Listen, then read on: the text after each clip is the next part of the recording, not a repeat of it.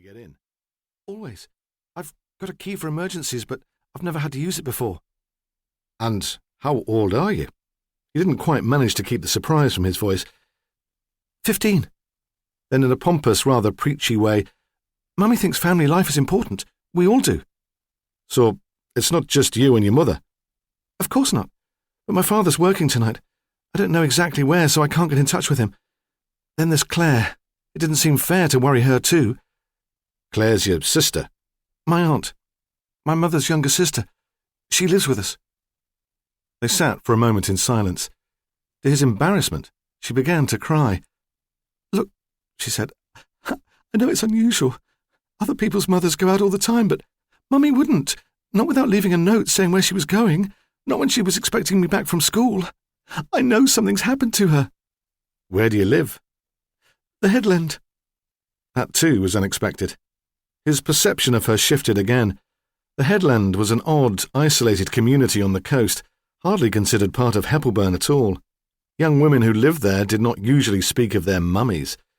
The Headland had been formed when a Victorian pit owner had cut a channel in the rock and built a canal so he could ship out his coal, effectively splitting a small promontory from the surrounding land. Now the canal had been filled in, and all the gully contained was a sewerage outflow. Ramsay supposed that the double row of terraced cottages had been put up to house the workers on the canal. There was no other reason for them to be there. The Headland was still separated from the main road, though now it was by a railway track, which had superseded the canal and carried coal to a power station up the coast. People had no reason to visit the Headland. There were no scenic attractions, no beach. All that remained were the 2 rows of red brick houses, facing each other across the single road, and a red brick social club, grotesquely large in proportion to the number of people who used it.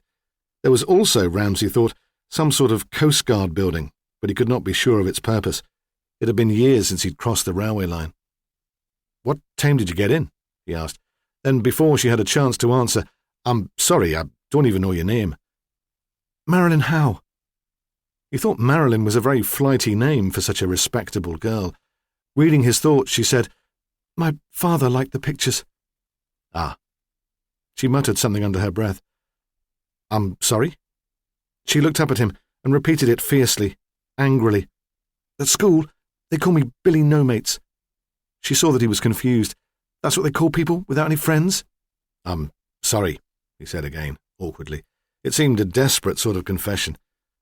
"I get in at 4:40. She answered his original question as if the outburst had not occurred. "How did you get there?" "School bus. It stops at the club." "And there was no sign of your mother then?" "No. At first I wasn't worried. Not really. I thought it was odd, but in a way I was pleased. It meant she was letting go. I suppose she is a bit clingy." "Where might she have gone? Into Newcastle? To her friends for coffee?" "Oh, no." Marilyn seemed slightly amused by the idea. So, Ramsay thought, the mother was a Billy No-Mates too. "What made you look in the Dean?" "She talked about going blackberrying." It was the 2nd week of September. The blackberries were past their best, but there were still some for the taking. "I waited until 6. Then I was really worried.